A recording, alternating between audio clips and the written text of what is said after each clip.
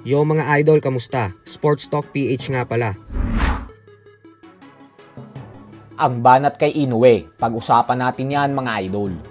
Ngunit bago ang lahat ay huwag kakalimutang mag-subscribe at i-click ang notification bell button for more sports talk. So bagamat nga po heavy underdog ang South Korean challenger na si Yeon Kim, gawa ng halos wala talagang naniniwala na kaya niyang manalo sa current undisputed super bantamweight world champion Japanese monster Naoya Inoue sa kanilang bakbakan bukas, ay patuloy pa din na naninindigan si Kim na kaya niyang gulatin ang buong mundo. Ito po ay matapos niyang sabihin na wala naman daw siyang dapat ikatakot kay Inoue kasi tao lang din naman umano ito at kayang-kaya niyang talunin. Paliwanag ni Kim na aminado umano siya na si Inoue talaga ang best pound for pound fighter sa buong mundo ngayon. Subalit hindi daw imposible ang matalo ito, lalo pat ibang klase daw ang determinasyon niya para sa laban na ito. Dahil magmula daw nang umakyat si Inoue sa 122 pound super bantamweight division, ay talagang pinangarap niya ng makasagupa ito.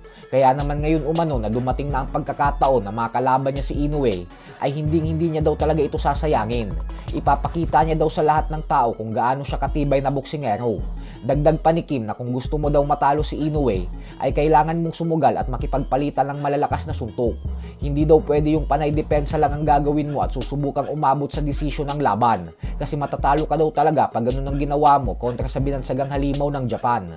Kaya naman ang gagawin niya umano bukas ay buong tapang siyang makikipagpalitan ng mga suntok kay Inoue ng lakas sa lakas. Pero sa kabila nga po ng lahat ng ito, ay sinabi pa din naman ni Kim na napakataas ng respeto niya kay Inoue at na hindi niya ito minamaliit. Sadyang naniniwala lang daw talaga siya sa kanyang kakayahan na kaya niyang talunin si Inoue. Ipapakita niya daw sa lahat na isa din siyang lehitimong dekalibreng boksingero sa pamamagitan ng pagtalo kay Inoue. Sa kabilang banda naman mga idol ay tila inulan nga po ng batikos ang top-ranked boxing promoter Bob Arum matapos nitong sabihin kahapon na mas legendary fighter daw ang bago niyang alaga na si Naoya Inoue kaysa sa ating pambansang kamauman ni Pacquiao. Gawa ng hindi daw natatalo si Inoue kahit patuloy ang pag-akyat nito sa dibisyon. Habang si Pacquiao naman daw ay na-knockout at pinatulog ni Juan Manuel Marquez nang dahil sa kakulangan nito sa disiplina at pag-iingat. Hindi lang po mga Pinoy ang bumatikos kay Arum nang dahil sa sinabi niya na ito, at bagkus maging ang mga banyagang boxing fans ay nagalit din. Ayon sa kanila ay aminado naman daw silang magaling na fighter talaga si Inoue at isa sa pinakamatibay sa henerasyon na ito. Subalit hindi daw ito pwedeng ikumpara sa nag-iisang 8 Division World Champion ng boxing dahil malayo daw talaga ang agwat ni Pacquiao kay Inoue. Tandaan umano natin na kayang maging 10 Division World Champion ni Pacman kung hindi lang ito lumaktaw ng 2 dibisyon at nagdesisyon na lumaban sa mahihinang kampyon. Bukod dyan ay kung gagawin din daw ni Pacquiao ang ginawa ni Inoue na patuloy ang paglaban sa mga hindi gaanong kalakasan ng mga kampyon, ay hindi din daw si Pacman makakatikim ng talo. Sadyang puro daw kasi mga top 10 pound for pound fighters at mga kapwa niya legends ang hinaharap ni Pacquiao dati, kaya may mga talo din itong nakukuha. Habang si Inoue naman umano ay wala pa ni isang boksingero na hinarap na kasama sa top pound for pound fighters. Ang tanging Hall of Fame legend na hinarap ni Inoue ay si Nonito Donaire Jr.